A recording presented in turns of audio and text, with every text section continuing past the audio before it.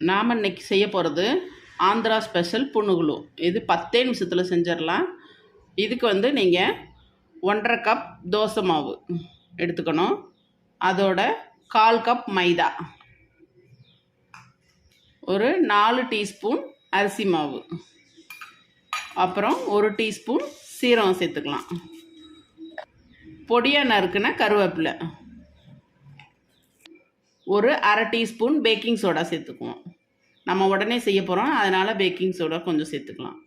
இதுக்கு தேவையான உப்பு. இப்போ இதை தண்ணி ஊற்றாமல் பிசைஞ்சுக்குவோம்.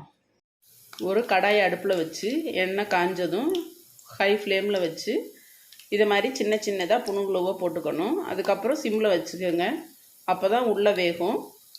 இப்போ அதுக்கு அடுத்ததாக நம்ம அலம் பச்சடி எப்படி செய்யறதுன்னு பார்க்கலாம் வாங்க. இப்போ இந்த ஆலம் பச்சடி செய்கிறதுக்கு ஒரு 6 பச்சை மிளகாய், ஒரு 2 விரல் சைஸ் இஞ்சியை கொஞ்சோண்டு எண்ணெயில் வணக்கி எடுத்துக்கலாம். இப்போது வணக்கி வச்சுருக்க பச்சை மிளகாவையும் இஞ்சியும் மிக்சியில் சேர்த்துக்கலாம். அதோட கொஞ்சம் கெட்டியாக கரைச்சி வச்சுருக்க புளி தண்ணியை அதில் கொஞ்சம் ஊற்றிக்கலாம்.